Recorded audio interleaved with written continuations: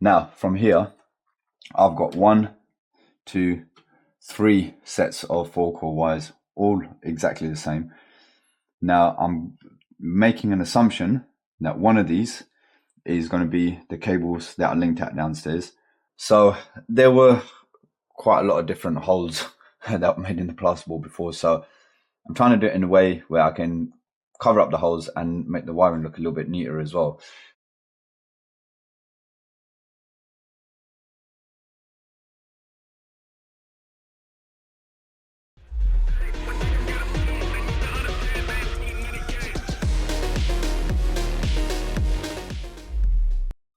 How are we doing, everyone? Welcome back to today's video. Well, I was going to say welcome back to the channel and welcome back to today's video.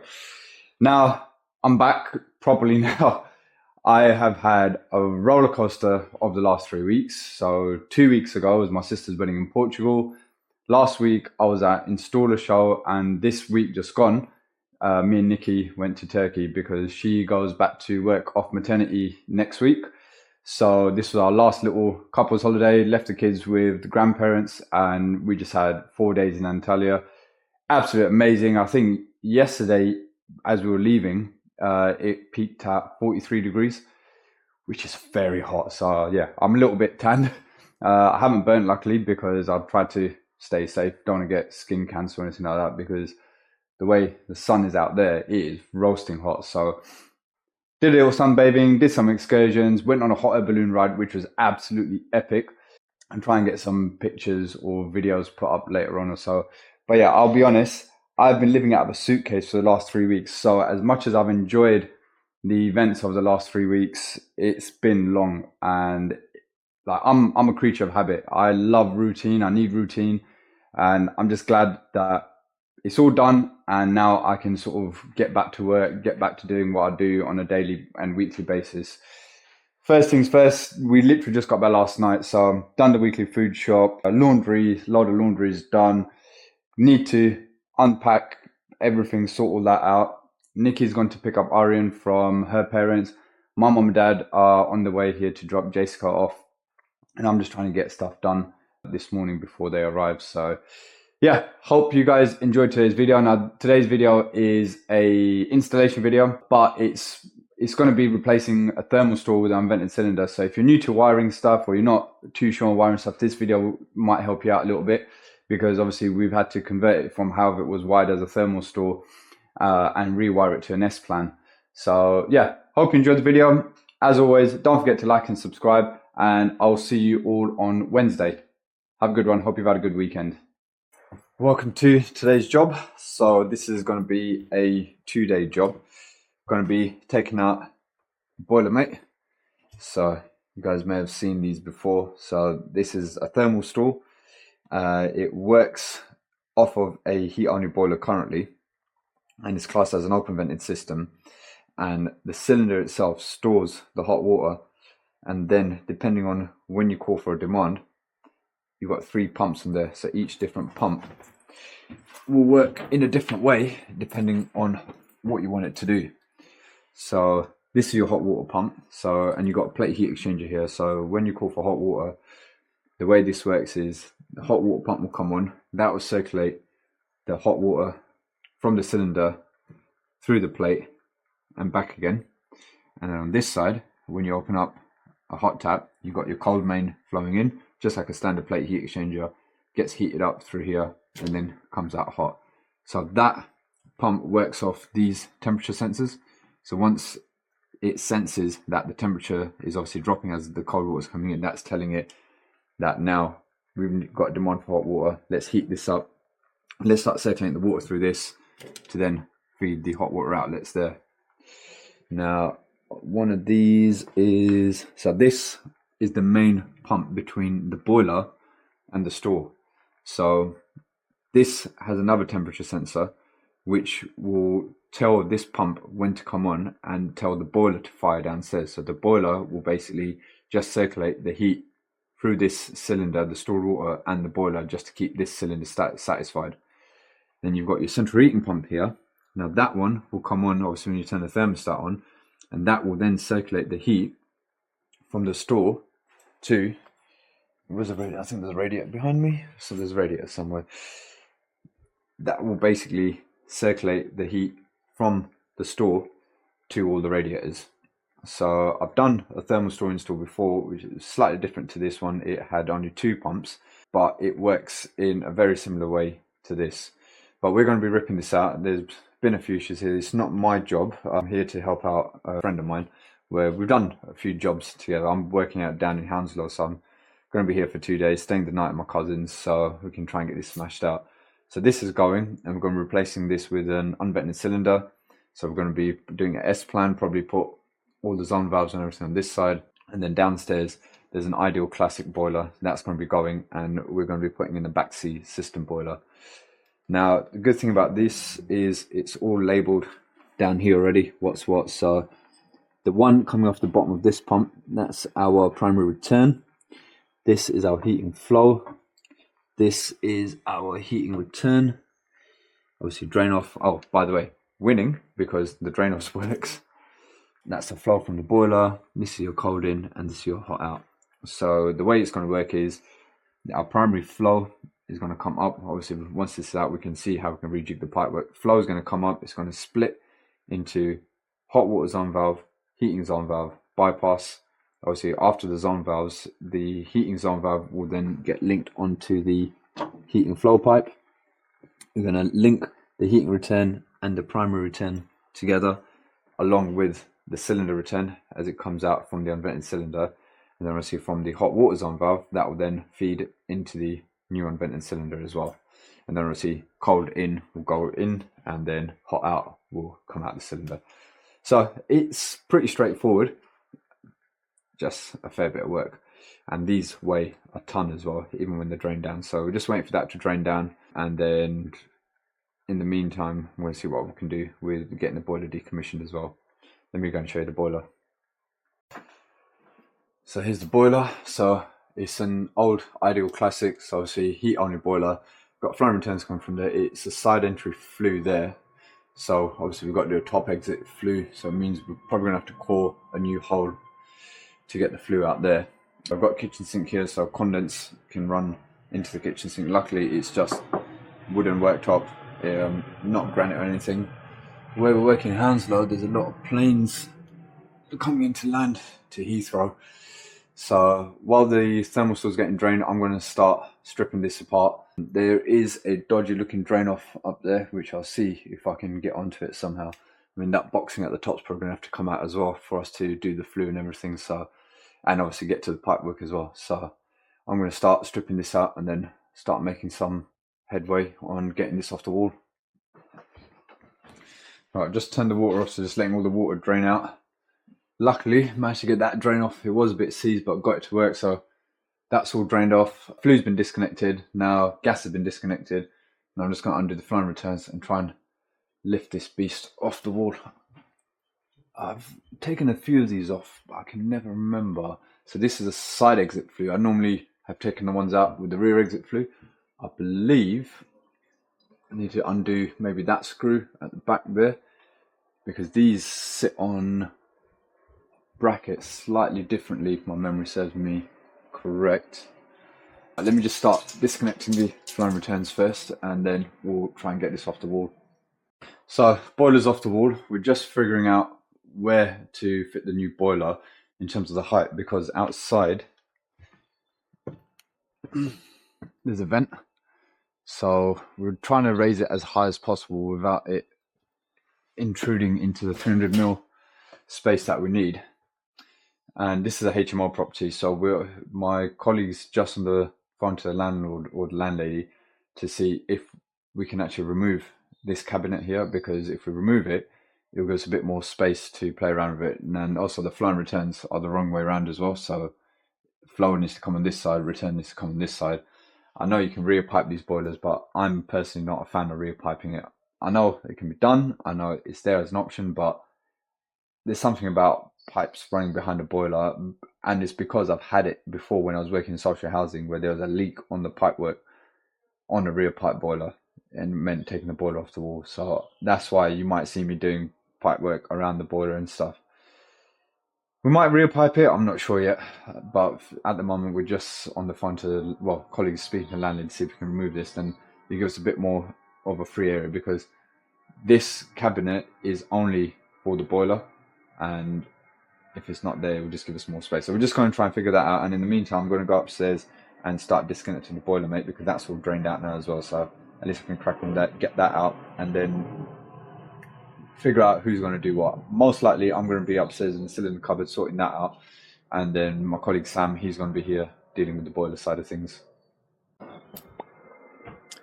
Right, boiler mate is out, boiler's out. It wasn't actually as difficult as I thought it was going to be to get that out. Right. So now we can have a look upstairs, cut some of the flooring back. So yeah, we're just going to cut some of this flooring out and then do whatever linking out we can do underneath the floor, get the cylinder in position, and then work out where to bring the pipes up, and then yeah, just crack on from there really. So I'll see how much I can film in terms of when we're piping up and stuff. I might do a time lapse. I'll see how we get on. Right, I thought it's about time. Done a little update video. So cylinders in, hot and cold, it's piped up, and water's back on, just letting the cylinder fill. You can hear probably some gurgling coming from the bath tap as it's pushing all the air out from the cylinder and out through the hot tap. So hot and colds are done. Now flowing returns, I still not exactly sure how I'm going to do it because they're all here. So as much as I would have liked to like done a manifold setup or whatever, I don't think it's going to be possible. So I think what actually I need to stop that because I haven't wound this in, and that will start leaking from there if I don't. So let me wind that in fully as well. I hope I haven't snooked myself with, yeah, there's a drip coming from there. Although I've done that, it's going to hit me. Nah, it's fine. That could have been closer. You can see the little drip there. So luckily the cylinder wasn't completely full, so I'll tighten that up first and turn the water back on. And then yeah, I was saying I would love to have done like another manifold setup with all the zone valves on one side, but I don't think it's going to be possible. So I'll see how I'm probably just going to have to bang the zone valves on, as much as I'm not keen on it, bang the zone valve on the plastic pipe there. Hot water zone valve will just go on the hot water flow there. Now I've got to tie in cylinder return, heating return, primer return back there. So yeah, still a lot to do, a lot to get through, but yeah, let me tighten up that TPRV first before we have a major flood, and then yeah, I'll crack on with the heating side. Okay, I thought it's about time to do another little update video. So flow's done. We ended up putting the bypass downstairs by the boiler because over here it's just there's gonna be too much going on, because I've got to still link the primary return to the heating return to the cylinder return. So to try and also fit in a bypass here was just going to be messy, to say the least. So we've put the bypass downstairs where the boiler is. But yeah, like I said, I think on the last update I said the water's back on. So yeah, that's all fine, that's all done.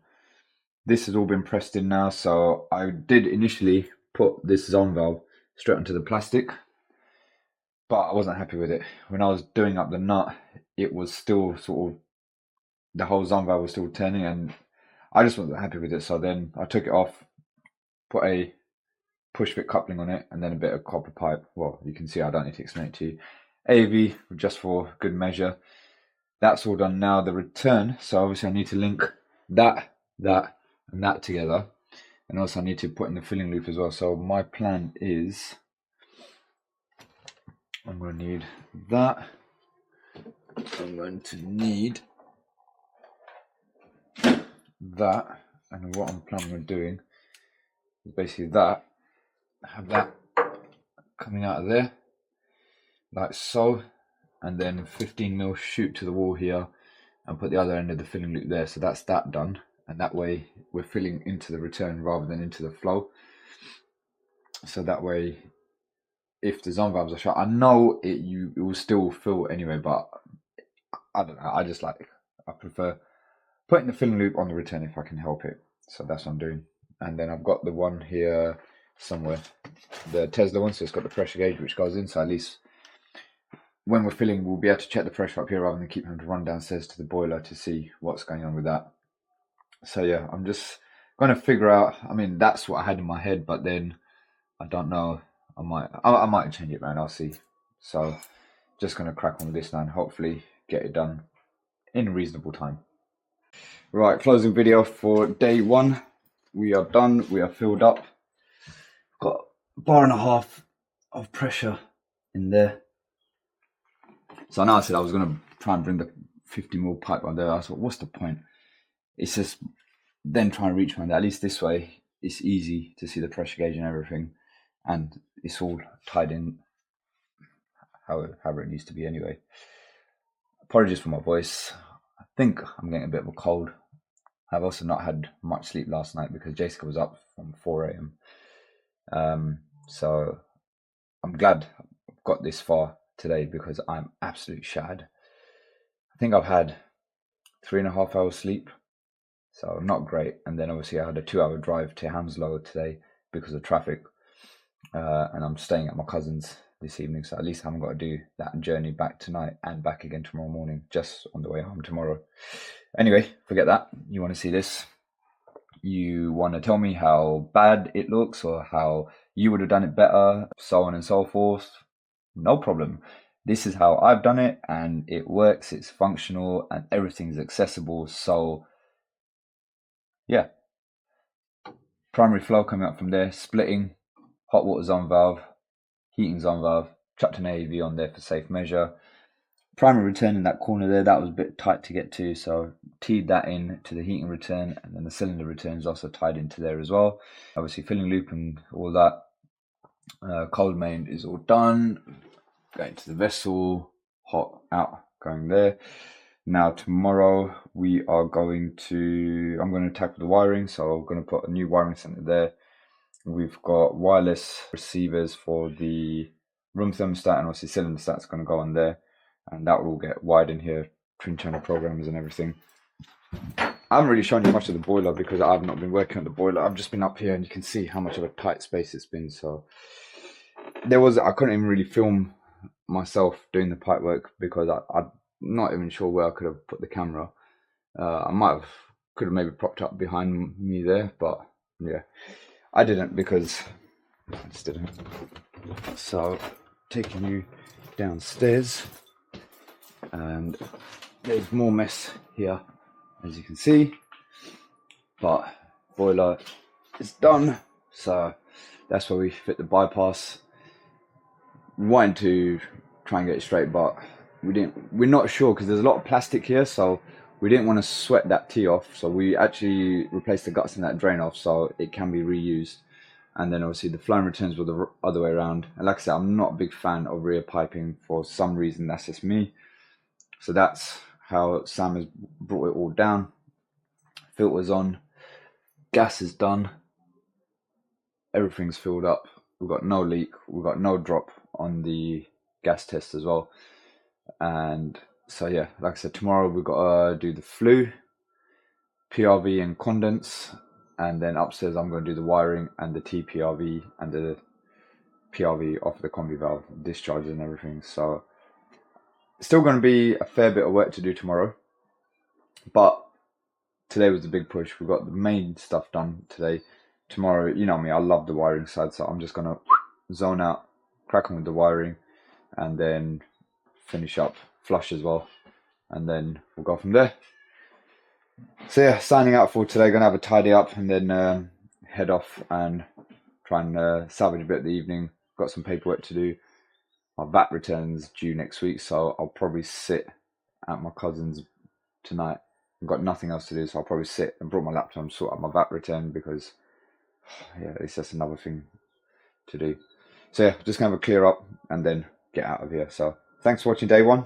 Catch you guys tomorrow. Right, welcome back to day two. So today we're going to be sorting out the wiring, PRV and condense. So Sam's just doing that. I'm going to be sorting out the wiring upstairs. So what I'm doing for the time being, these were the existing cables for the old boiler. So we had our live, earth, neutral, and switch live. But there's also a whole bunch of other cables here as well. So I'm going to show you what I'm doing upstairs. So over there, I've linked out the live and the earth into two Wagos. And I need to figure out what is going on there. We've got the room stat here as well, which is going to become redundant because we're fitting a Hive twin channel system. But coming up here, oh, most importantly, pressure has held 1.5 bar. So that's the first thing I checked when I got in. No pressure drop, which means no leak, which is perfect. Now from here, I've got 1, 2, 3 sets of 4-core wires, all exactly the same. Now I'm making an assumption that one of these is going to be the cables that are linked out downstairs. The other one is going to be another 4-core cable, which is redundant at the moment. And then the third one is probably going to be for the old room stat. So out of these 3, only one of them is going to be the one that we're going to utilize. And what I'm going to do with this, because this was obviously powering the boiler mate before. So off of this, we've got this massive, I think it's 6mm cable, which we don't need anymore. So I'm going to remove that 6mm cable from there, wire in standard 0.75 flex coming out of there into another fuse spur with a 3-amp fuse. That will then go into the wiring center, and the wiring center we've got here, we've got the Wago wiring center, got the Hive twin channel. So that will then all get set up somewhere here. So first of all, got my multimeter out here, good old reliable Fluke 73. It's my dad's old one, so you know how old it is. I don't know what Fluke we're on now. It's like 100 and something. The only thing this has ever needed. Look, actually, look.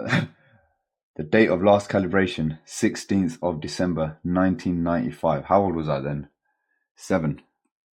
I was 7 when this was last calibrated.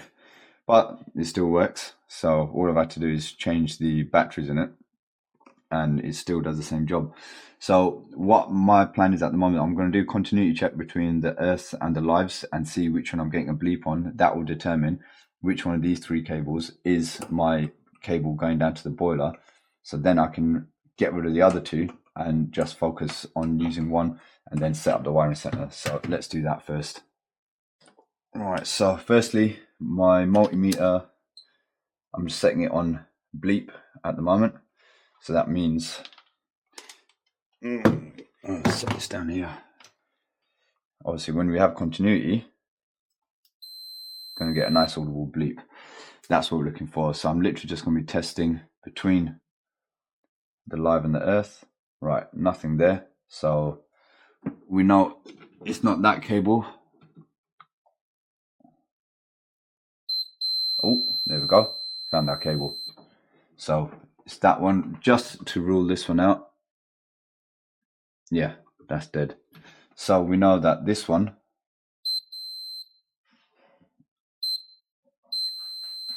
there we go. So this is going to be our switch live, or our boiler supply to downstairs. So this is the one I'm going to be utilizing from the wiring center, which will be our live, neutral, earth, and the grey will be the switch live. So there we go. These 2 will become redundant. I'm going to kill the power to this and then get rid of this big 6mm flex or 6mm twin and earth, and then just put in standard 0.75 flex and then bring that into the wiring, into a fuse spur, then into a wiring center, and then go from there. Right, another update on the wiring side, just to give you guys an idea of how I'm doing this wiring. So there were quite a lot of different holes that were made in the plasterboard before, so I'm trying to do it in a way where I can cover up the holes and make the wiring look a little bit neater as well. So remember, we had the big red switch on there. So behind there, I've Wagoed the connections and just put a blanking plate on there. And then I've taken another bit of 3-core flex that's going into this fuse spur switch. There was a hole behind there as well. So that's why the switch is slightly off, because I want to try and cover that hole up. So the cables are running straight into the back of there and into there, and that's then coming out of here. And then there was another one of them here, but I don't know what that was for. It was just like that.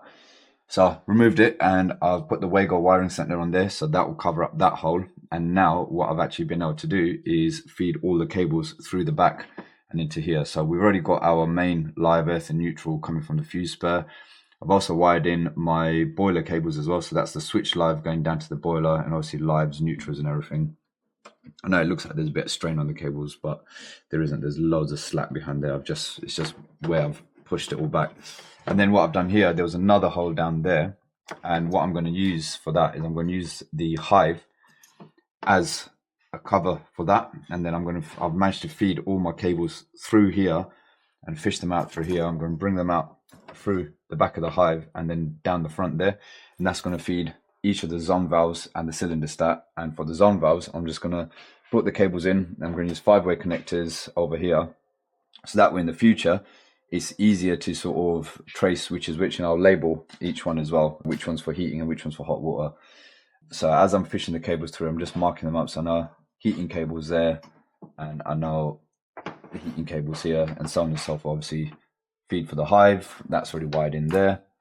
Got feed for the hot water zone valve, and that's it. Well, this is just 3 core, so that's going to be the cylinder stat, so I don't need to label that up because I know what's what. It's only where I've got 1, 2, 3, 4, 5. So I've got 4 5-core cables, so I just want to make sure I know which is which. I don't have to now then do continuity checks from here. So I've marked them each end. So now I'm going to wire one end into there and the other end down here into the 5 ways, and then get everything wired up here. That's the plan. Wiring is all done. Sorry about the shadows, it's because I've got that behind me. But yeah, so everything's been fed through the back. So you can see there's no cables exposed here. The only cables exposed are the ones coming out the hive. So I've fed everything through the wall, out through the hive, and then we've got our 2 5 cores going to each of the 5-way connectors for each corresponding zone valve. And let's unlock them now. And then also I've got the cylinder stack cable going into there. So this way, I just found it was a lot more neater way of doing it. We haven't got wires running up and down. I know there's a bit of a bunch of cables there, but you're going to get that somewhere. So to try and minimize it, we've sort of tucked it all into there. I still need to work out how we're going to do the discharge, but now that this is all done, I can go and do the wiring at the boiler. Now they haven't got flex cable, they've got the twin and earth. Well, it's 4 core, so I'm going to put that into a junction box and then take another 5 core flex into the boiler, because that cable is not going to fit through the boiler wiring grommets. So yeah, let's get that done now. Right, we're all done. Discharge done. Running into 1.25" there. Everything's on. Hive is on, so heating and hot water both running. There you go, that one's open. Hot water one is open, and we've got, yeah, that's nice. Just commissioned the system as well, so all readings are spot on. I'll just show the boiler quickly. So yeah, you've seen the cylinder.